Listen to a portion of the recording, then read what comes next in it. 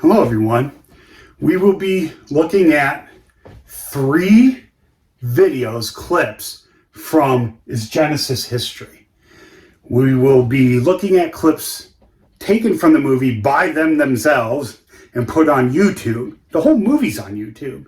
So I don't know if this is copyrighted or not still. It's from 2017 is when I believe it came out. And I've heard talks of another one, so yeah, that's mainly why I'm doing this. But I wanted to do Dr. Whitmore because I haven't seen anything by this guy. I have not seen any of these videos that I'm going to show you. There's a reason for that. I'll get into it in a second. And I guess I'll find out if it's copyrighted or not because it'll get demonetized if it is still. But I will be sitting here talking to you. I will try not to talk when the video's running, but that doesn't mean I won't. And I'm going to put the video either here or here, depending on where I am in the lecture or whatever.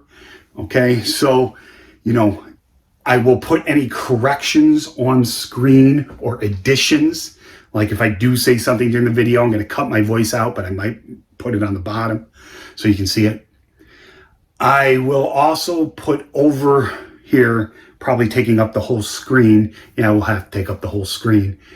Any information I find out later, what's being talked about that I can use as source material. Steve, why aren't you doing that from the beginning? You do that a lot. Put your sources in as you go. Yes, but this is why I'm doing this. I am unfamiliar with Whitmore. You guys know I know Snelling, Austin, and Baumgartner. I don't know how this guy does presentations and presents himself. So I'm going in it blind, as you would be going into it. Except I'm going to ask questions that you as a general audience probably would never think of in order to help guide you into thinking like a geologist. Now, some of you out there are probably going to know what I talk about. There's a lot of lay people out there, and I don't mean that insultingly, who do study a lot of geology and follow me. You guys will probably know what I'm going to talk about, and that's fine. But I want this to be mostly for more general people, because usually when young Earth creationists talk, like the PhDs, usually, Snelling is an exception to this, what happens is they sound very scientific, and they may actually be giving you science, and then they'll come to a conclusion that's totally not on par with what the evidence is showing. And if you're a layperson who's not very versed in science, you might be like, oh, that makes sense. But as you propose a hypothesis from observations and questions, you have to also think about how you can be wrong, not just how you can be right. Because if you don't, somebody else is going to come at you and they're going to be like, this is how you're wrong. This, you're falsified. Try again. And that's how science works. Or you may get lucky and they may be like, okay, yeah, that makes sense. So I thought this might be a no, but no, that checks out. You check out. Okay, I'm validating you. But usually more than not, if you come to some weird conclusion as a scientist, you're going to get called out on it because you haven't clearly thought of any alternative explanations within the realm of natural science. I mean, obviously, if I'm taking measurements of sandstone and I sit there and start talking about dragons from the nifist dimension are painting my house, it has nothing to do with the topic, and you can just discard it right then and there. But if you're crafty, you can come to conclusions that sound like they're being based off the evidence, and they might be in part, but not totally. Okay, because remember, you got to be like, how am I wrong? That's very important. Anyway, I think that's it for an introduction. So let's get to our 3 short clips. I don't think any of them are much longer than 7 minutes, but this video is probably going to be, 2 hours. Hopefully it won't be. Anyway, let's get started. Okay, this is our sand and jectites evidence for a young Earth. This is Whitmore. We're going to do him first. Let me just reopen that. I should learn to do this with my mouse.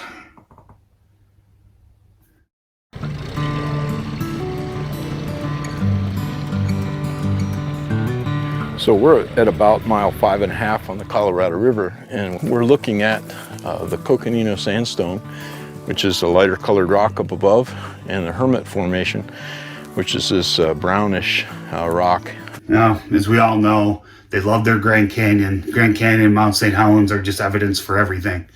You know, according to them, you know, just extrapolate it as far as they want. If you guys see my video, I still haven't released it, about where I go through Snellings. This is common, but I don't know if that's what he's going to do. Now, my knowledge, these aren't Phanerozoic formations, and you guys know I'm a Precambrian geologist, but the Coquina and the Hermit, I believe, are Permian. Okay, that's their age, so they're late Paleo Proterozoic. So, okay, this is fine so far. You know, let's just go with it here. I just wanted to give you a little bit of background. Now, I know the Hermit, I think, is, if I remember correctly, mostly interpreted as river deposits. The Coquina has been interpreted as an Aeolian sand dune environment. Down here below. And we want to look at a couple things here at this contact between the two formations. And we can see this contact all the way down the river. And it's a fairly flat contact. The Coconino sits immediately on top of the Hermit Formation. There's very little evidence for erosion or weathering in between the two layers. And the second thing we want to look at, he just took the long around way of saying there's no unconformity between the two. Well, if there is, it's very subtle. All right, so deposition was continuous, probably. All right, so it looks like he's going to talk about these sand fingers into the Hermit from the Coquina. I can see brecciation in some of this at the contact. So something was going on at that contact, but I don't know if it was during deposition or not. I'm viewing this remotely, so, you know, let's just continue. Or what I think are sand injectites at the bottom of the Coconino. If we look up here at the base of the Coconino, we see these bits of sand that come down from the Coconino sandstone into the Hermit Formation. They're lighter colored. They kind of look like, almost like icicles penetrating down in this formation. Conventional geology believes that the Hermit Formation is a floodplain environment, so a river floodplain, where this was made by rivers and stuff like that. And then the argument goes that the climate dried up, and since this was a wet mud, that the wet mud cracked and then made mud cracks, and then the Coconino sandstone. He's just, it's like, you know, what was that there? You know, argument. We argue. No, we have evidence of. We don't just make these interpretations. All right. So he says mud cracks and the sand filled them. Those do not look like mud cracks to me. I wouldn't be surprised if those are tectonic in origin. Maybe the Hermit experienced some fracturing at some point, you know, and the sand came down. I don't know. I doubt it was shortly after deposition, though, because, you know, it's hard to fracture sediments. It's not possible. Let me take you to Georgia, where I can show you faults and unconsolidated Cretaceous sands. But, you know, this looks... I agree with him that these do not look like mud crack fills. These are pretty big mud cracks, the ones he's pointing to. And that's assuming they are filled with the above sand. It could be a silica intrusion for all I know. It could be a silica calcite mix. I'm just going to trust what he says and assume it is the sand from above. Now, I do know the Coquina is mostly what we call a quartz arenite. That's the type of sandstone it is. It's very clean, and it's very quartzy, and it's very, well, it's pretty well-rounded and decently sorted. I know that about it because it's the Navajos the same way, which would be younger than this. So let's continue on with what he has to say. Like I said, I agree with him that these do not look like mud cracks. Blew in and filled up these mud cracks. Well, about 20 years ago, I started to look into this to find out if that was a good explanation for these cracks or not. And these are relatively small ones. We find some really big ones downstream along Bright Angel Trail. Those are cool. Sorry, just had to interrupt there for a second. And those are about 50 feet in length, at least 50 feet in length, and maybe about that wide. And as you get away from the Bright Angel Fault, as you go upstream and downstream, these cracks become shorter and shorter. And so I've been down many trails in the Grand Canyon. I think he said the Bright Angel Fault, which I am aware of. I don't know its age, but I think he's trying to say that these are larger nearer the fault. Now that would clue me in that this is some sort of tectonic structure associated with faulting. Now, he says they're relatively level, but I don't know how they are along the fault. I mean, I've been to the Grand Canyon, but I haven't been to the to that fault he's talking about. Sorry, it fell out of my head. For all I know, the Bright Angel Fault, I just remembered it, could look like this in cross-section, and our Hermit Shale Coquina contact could be something like this where the fault is, for all I know. You know, that could be our contact between the two. And then we get really large cracks, which indicates brittle deformation.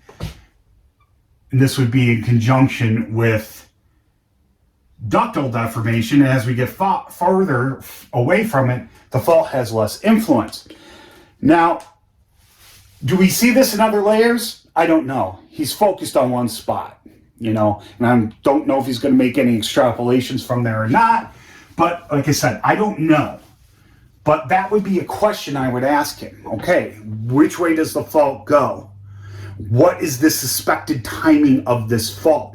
Is it congruent? And are those mud cracks or injectites contemporaneous with deposition? They might be 10, 20, 30, 100 million years later. So these are the things you have to think about when you do this stuff. I mean, they take you to these single points and they explain stuff to you. He seems to be doing a pretty good job, and I agree with him. These do not look like mud cracks. I think they're fracture infills, which, like I said, would be really hard to do in unconsolidated sediments. But you're not getting the whole picture. You're getting bits of it, which actually, this is supposed to be limited in scope. I know he's only got, what is it here? 5-6 minutes of explaining to do here. So he is going to condense things a little bit. But these are important things you need to know, you need to have background of. I do have the background, so I ask these questions. So I'm not going to ding him for being concise and not giving you the entire picture, but he's still not giving you quite enough of it. Like, you know, what I just drew on the board. All right, let's continue. Measured these things, measured the angle of these things, and so on. And have noticed a couple very interesting things. Number one, the deepest cracks or the longest cracks are right next to the Bright Angel Fault, which moved about 200 feet when it faulted. The other thing that I've noticed is the cracks decrease in length as you go away from the fault. Up the river, down the river, and even across the river to the north, these cracks become shorter. And as I studied the cracks, I did not notice any horizontal layering in them. If these cracks had been filled up by sand falling down into them, if they were open mud cracks and filled up, the layers inside the crack would be horizontal. He's making basic observations here. That's scientific. That's what you should be doing. That's how you collect evidence. There's nothing wrong with what he's doing here. But you try not to interpret as you go. That comes later. I have no problems with 1 and 2. For all I know, that's exactly the way it is. 3 is an observation. He said he did not see. Basically, he was looking to see if this is a cross section. We'll just say this is the scale of one of those sand injectites. This is your sandstone, your coquina. This is your Hermit Shale.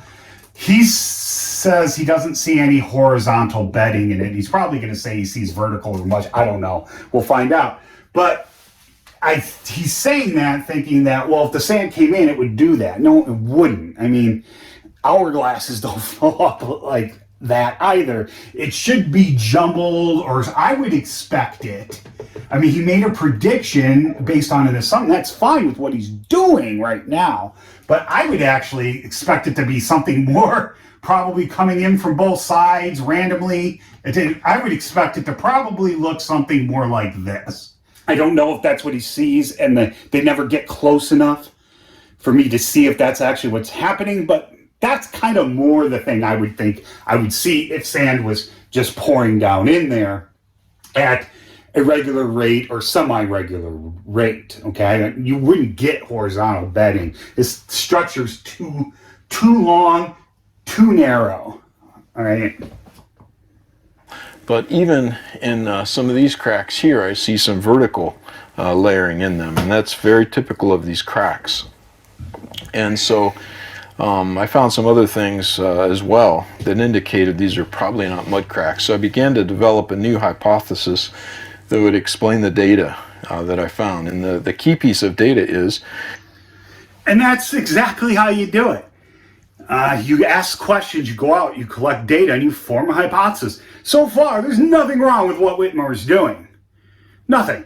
Except for his interpretation and assumption that he should see horizontal beds. If this was sand falling in, there's just no reason for that. I mean, this is something you can easily do in your house. You know, you can get something funnel-shaped, pour sand into it, see if you get different colors and see what kind of layering you get. If I was a gambling man, I bet it'd be more like this than seeing a bunch of horizontal lines. Okay, so let's continue with what he's saying. I think we're a little more than a third of the way through. That the longest cracks are right next to the Bright Angel Fault, and then they get shorter as you move away.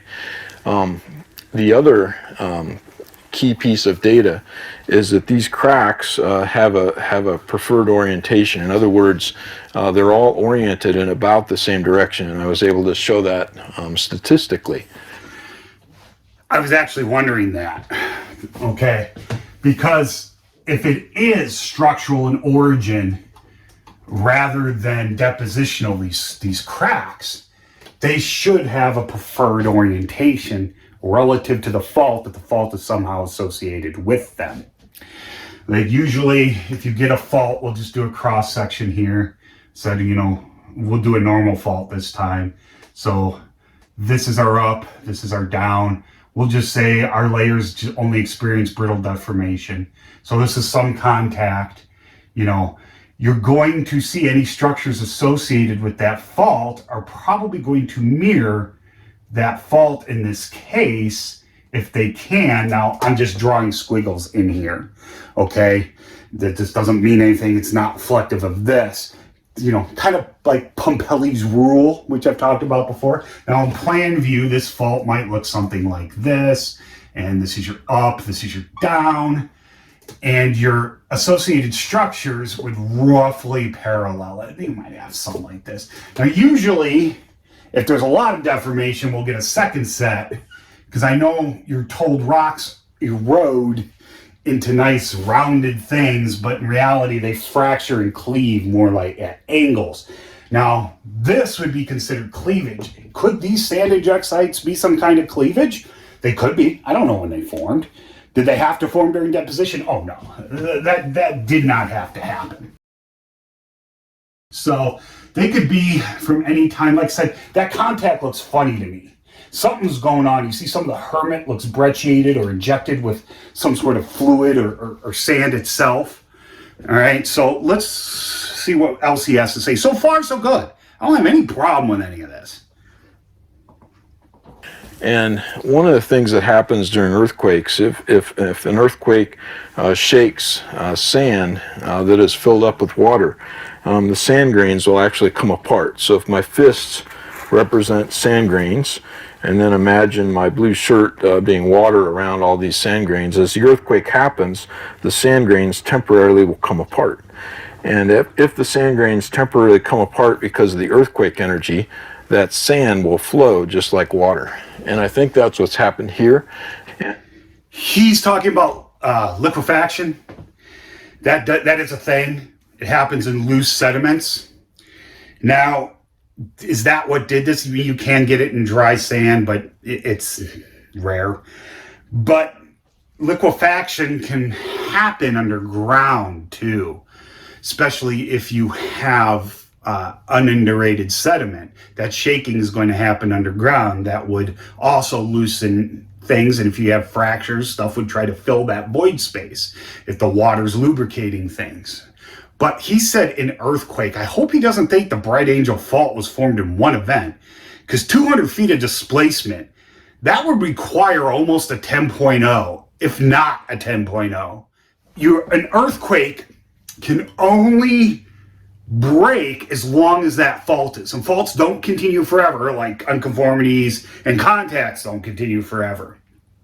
So you can't get a 9, say a 9 on the Richter scale from a fault that's maybe 30 meters in length. It's not big enough.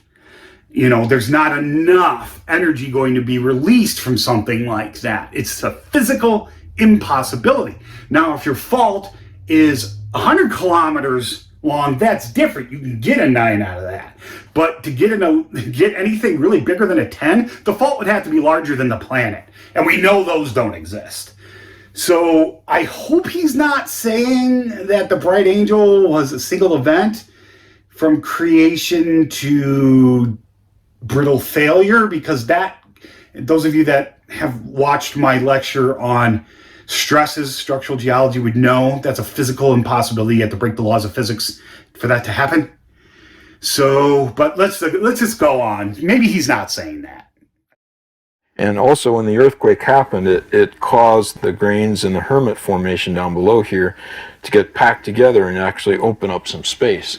And so what I think happened is this sand in the Coconino became liquid and then was forced downward into the Hermit Formation. I'm fine with these being sand injectites. I don't have a problem with that, but it does seem like he's talking about the Bright Angel Fault formed in one event, and that's not a physical possibility. Not on Earth. But he doesn't actually say it. Maybe he's just talking. I don't know. Now, he talked a little bit about compression, and that does happen. You have your Hermit wherever, you know, it's if memory serves, it's a mudstone. So silts, clays, fine sands, things like that to make it up. And actually, clay particles, when you think of sand grains, you think of stuff like this. And there's a lot of pore space in sand grains. So when water moves through, it has an easier time to move through those grains. But if I was to compact this, it's not going to change shape much. There's not actually a lot of pore space to close. And it may even, you know, overgrowths and things like that to close that pore space. So, but anybody who knows anything about hydrology knows that groundwater moves faster through a sand than a shale. Now, shale is made of clay. Clay particles tend to be platy. They don't have to be aligned like this, but these are just general cross sections. They're not round.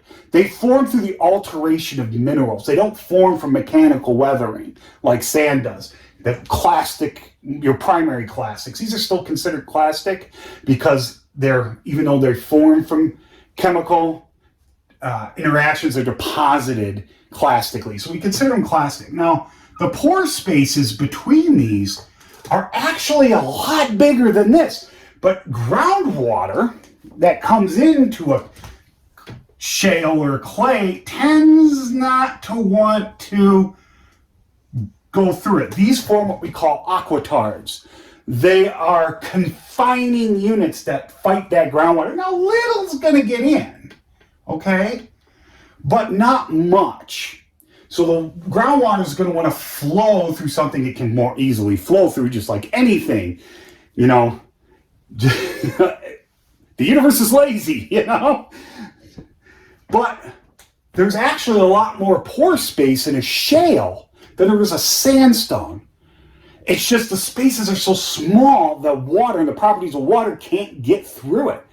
So if you indurate this, get a lot of stuff on and compact it, what you're actually going to do is you are going to close those pore spaces a lot better. Okay? I mean, I know that's a symbol for limestone, but I'm just these. Okay? So now they're indurated. So I decrease the volume. Now, I can re-increase the volume too if I deform this. or something like that. And it starts to experience deformation. And I can form fractures and things like that, which is what I think these are. I think their fractures are cleavage oriented, something like that. He doesn't give us an orientation. He doesn't tell us the orientation of these. So I don't know. And I'm not going to ding him for that because this isn't meant to be a detailed structural class that he's giving. But that's important information to know. All right, let's go a little more. And therefore we think these are sand injectites. Right at the bottom of the coconino, we see this band. It's maybe a little less than a foot thick. It sits right on top of the brownish hermit formation. It looks to me from this perspective that there's very little bedding in here. And that's something that I've found at several other sites. I don't know. That looks like bedding right in that middle there. But that doesn't mean anything. If the base of the coquina had a different depositional environment than the stuff above, and that is possible, I don't think you would, I don't know how calcareous this stuff is either, because at Kankakee River State Park in Illinois, which I've been to many times, this looks a lot like those geomorphic features I see, except instead of having, looks like this, instead of having, this is what he's talking about here, instead of having shale and sandstone and whatever this is, what we have dolostone and an oolitic shale. I shouldn't have crossed shale out. I'll just use that. But this right here is completely weird. Why? Because there is an unconformity in Illinois right here. We know that. This is Ordovician, this is Silurian in Illinois. This, I think, is all Permian. So that could be an unconformable surface, just not a very big one. Because unconformities don't have to be 100 million years of missing time. Technically, a bedding plane is an unconformity. It may only be a week or a year or 10 years. It could be 100,000 years. See, those are also disconformities, okay? So unconformities don't have to be billions, millions and billions of years, all right? So I just thought I just looked at that and I'm like, if that's very calcareous, those bottom beds, see, would you think of to ask these questions? Even if you are familiar with the Grand Canyon geology, I'm just trying to get you to think of those questions, all right? And I said, I don't know a lot about these rocks. You may have different questions, which is fine. But most average person, and yes, you can be a layman and know a lot about the Grand Canyon and the rocks. I don't deny that. But if you aren't somebody that studies this and you hear this guy talk, and he's giving a lot of good information, he's even going through the scientific method, you're going to be like, oh, yeah, but there's a lot of stuff he's not like, is that calcareous? Is that even sandstone? Is it limestone? I don't know. Anyway, let's continue. As well. And what we think this is, it's a layer that's been fluidized. It's actually moved along the base of the coconino, and then in some places it's been injected downward into the hermit formation. That actually makes sense a little bit. Yeah, that makes sense because it does look a little brecciated. You can see it in the top upper third. But like I said, I don't know the lithology of it. So I can't agree or disagree with that very much. So let's move on. So the reason that these are important is because it eliminates a lot of time from Grand Canyon history. The coconino was supposedly laid down in a conventional view about 275 million years ago. And then the Bright Angel Fault, which I think made these injectites, happened about 50 million years ago, more or less. I'll assume that's when the Bright Angel Fault formed. There's nothing wrong with that time span. You don't have to eliminate time to get these features. Actually, I would argue the hermit was already indurated when this happens because it's really hard to fracture mud. It's not hard to fracture shale. Okay? So I don't know why he's saying that. I guess you could say that, but you've got to be able to demonstrate that. You can't just say it because it actually doesn't fit the data that well. I mean, might it? I don't know, maybe. But from a general standpoint, he hasn't demonstrated that to be the case. It could be 90 million years, and he's claiming it was probably because, this is a Young Earth Creationist video, probably a few hours or something like that. I don't know if he's going to say that, but, remember their flood happened within a year. So that gives you a very little time to do this stuff. So, but it doesn't say that either. And even if it is closer in age to that in no way implies there was a global flood 4,500 years ago and the Earth is 6,000 years old. That doesn't track at all. All right, let's move on. And so that's 225 million years of time difference. And what's the problem here is that the coconino had to remain fairly unlithified, or it wasn't turned into a solid rock for 225 million years. And then when the earthquake happened... Even if that is true, which I don't think so, but like I said, it's a lot harder to indurate sandstone than it is shale by just loading a bunch of sediments on top of it. But even if it was, that doesn't mean anything. The induration of a rock is no indication of its age. We learned this a long time ago. The Copper Harbor, the Oronto group in the Upper Peninsula, which I've talked about ad nauseum many times because I study it, is basically the Copper Harbor conglomerate at the base, or formation, overlain by the Nonsuch and overlain by the Frida. Now, these deposits are circa, we think, the Toronto group, 1.0 billion to about 1.09 billion. Sorry, I messed that up. So it's not a lot of time there, but these today are indurated, but they're not metamorphosed at all. There's no metamorphism in these rocks. So time doesn't mean anything in that rock induration. We have Pennsylvanian sediments in Illinois where parts are indurated into solid rock, like the coal, but the underclays will be loose sediment. And that's got to be 300 million years old. So induration is not an indication of age. Generally, we can say the further you go back in time, the more indurated and deformed rocks become. But that's not everywhere. That's a vague extrapolation and a very vague generalization. You can't sit there and claim that's exactly what it is everywhere. Just like you can't claim the Sauk sequence is part of a continuous global deposit. All right, let's continue with what he has to say. There's still water in the coconino, and a process called liquefaction happens, which pulls those sand grains apart, and the sand was able to flow down into the cracks. And so this interpretation, I think, is...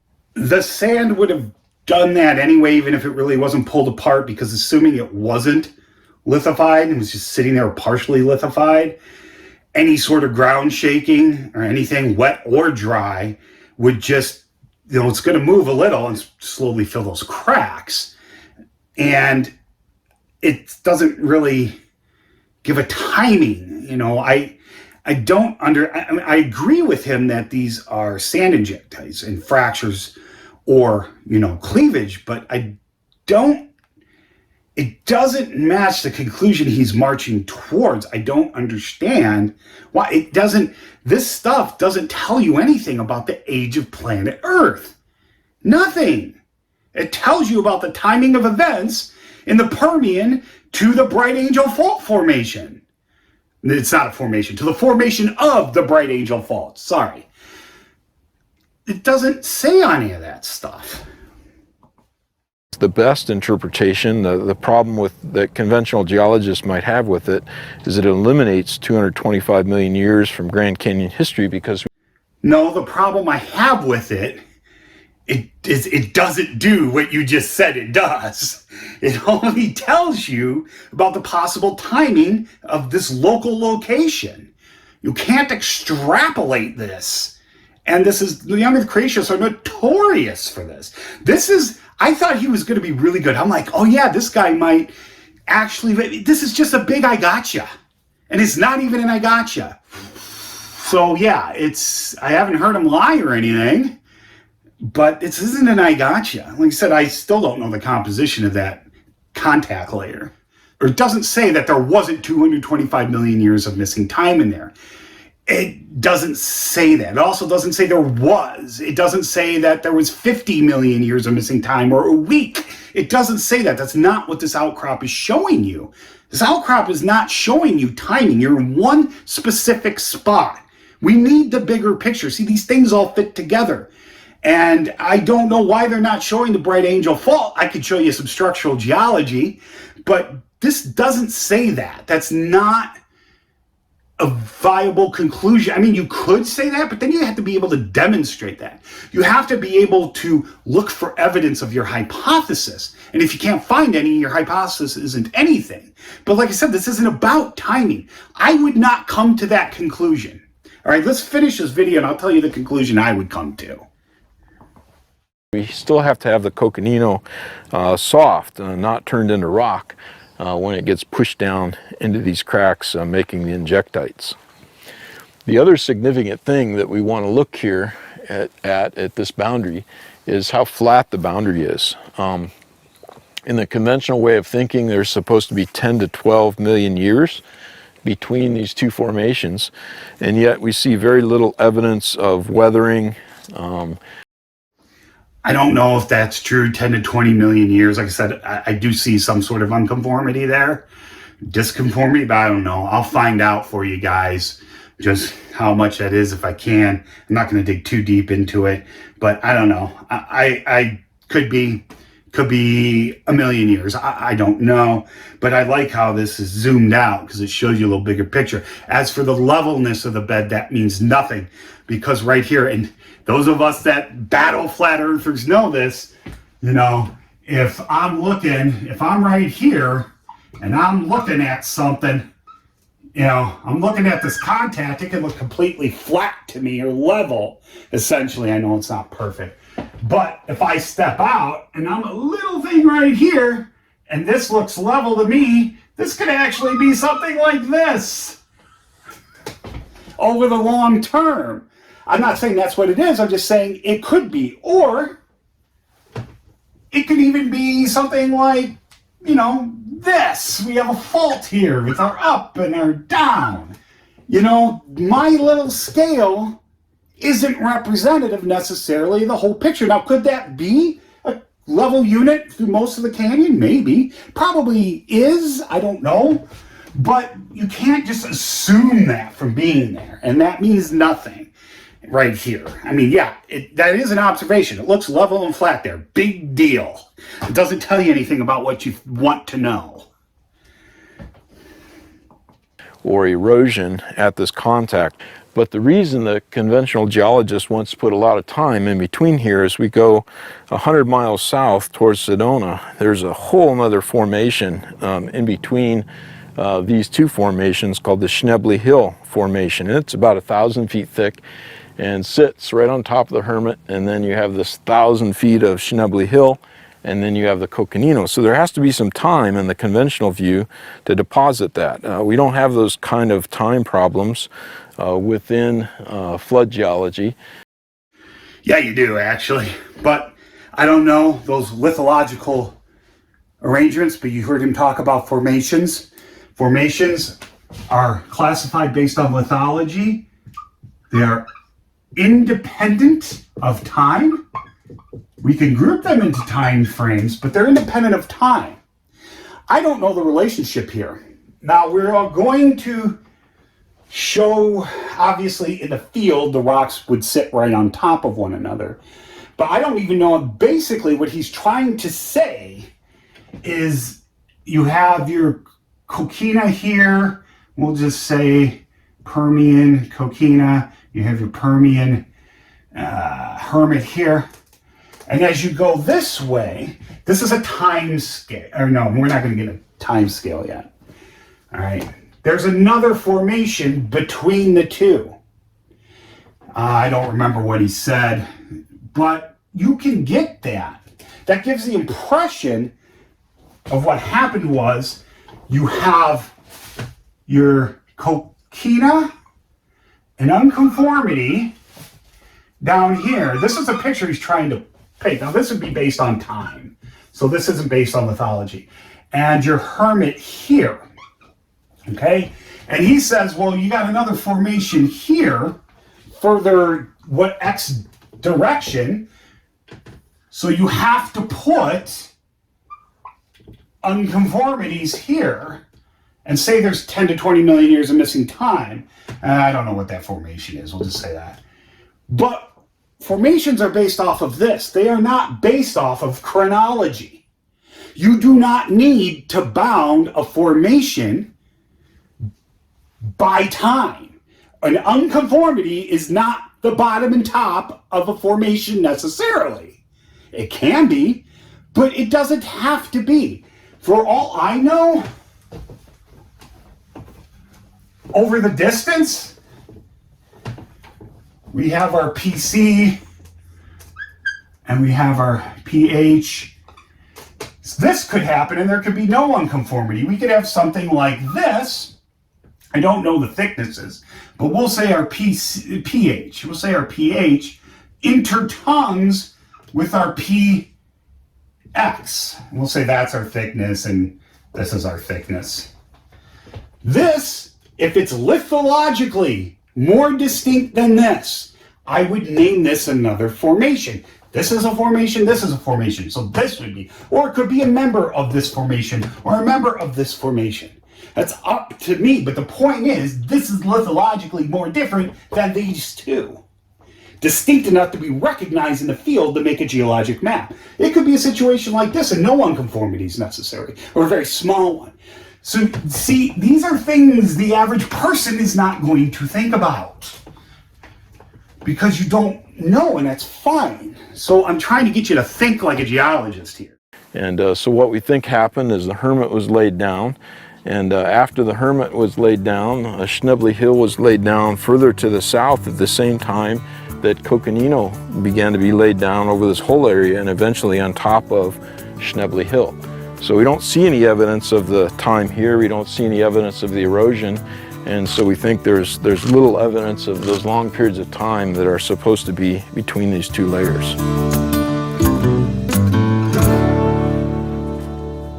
Now, there is definitely evidence of an unconformity there. How long it is, I don't know. What I would have interpreted from that, just what he gave me, like I've already done that walking through here with you, I would assume that those sand injectites are infills into fractures within the hermit. Okay, that's what I would do, and I would try to see if that is structurally relevant so I could determine if that's cleavage or fracture or a bigger pattern in the big picture. I won't focus on the one spot. Now, he came to a conclusion, but he has to be able to test that. He can't just say that and make it so. He has to look at the units above and below, to the left, to the right, and all that other stuff to see if this makes sense. So we're going to look at a second video here where he's on top of the coquina. All right. Now, I haven't watched this either, but he's going to probably, my guess is, try to argue that it's water lane. I do know traditionally it's thought of to be Aeolian. That's my assumption, but we'll see.